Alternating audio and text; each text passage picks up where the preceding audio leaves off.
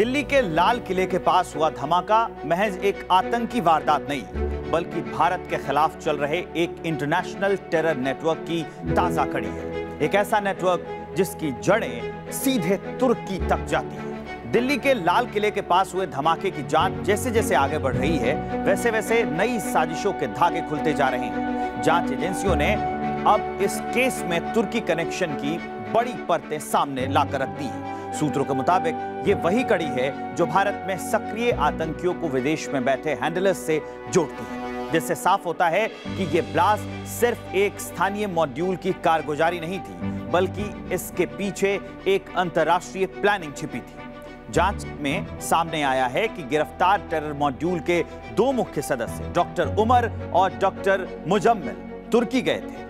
ये वही terror doctor हैं जिन्होंने मेडिकल बैकग्राउंड का इस्तेमाल आतंक के लिए किया है। सूत्र बताते हैं कि जांच एजेंसियों को उनकी तुर्की यात्रा की जानकारी एक टेलीग्राम चैनल पर हुई गुप्त बातचीत से मिली है। इस चैट में साफ साफ तुर्की जाने और वहां अपने संपर्कों से मिलने की बात लिखी गई थी। अब एजेंसियां इस चैट के डिजिटल सबूतों की जांच में जुटी हुई हैं। और अब बड़ा खुलासा। इंटेलिजेंस सूत्रों के मुताबिक डॉक्टर उमर और मुजम्मिल की तुर्की में जैश-ए-मोहम्मद के हैंडलर्स से मुलाकात भी हुई थी। दोनों की यह मुलाकात तुर्की के इस्तांबुल में हुई बताई जा रही है, जहां जैश-ए-मोहम्मद के स्लीपर नेटवर्क से जुड़े कुछ लोग उन्हें ट्रेनिंग और फंडिंग के निर्देश दे रहे थे। इस मुलाकात के डिजिटल फुटप्रिंट और ट्रैवल ट्रेल्स एजेंसियों के हाथ में लग गए, जिसके बाद दिल्ली ब्लास्ट केस अब सीधे जैश मॉड्यूल से जुड़ गया है।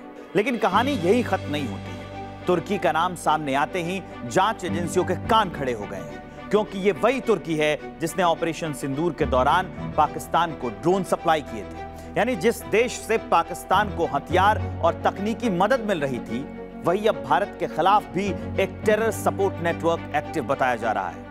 इसी लिंक से जांच एजेंसियां ये समझने की कोशिश कर रही हैं कि क्या दिल्ली ब्लास्ट के पीछे वही ड्रोन टेक्नोलॉजी और फंडिंग नेटवर्क काम कर रहा था क्या?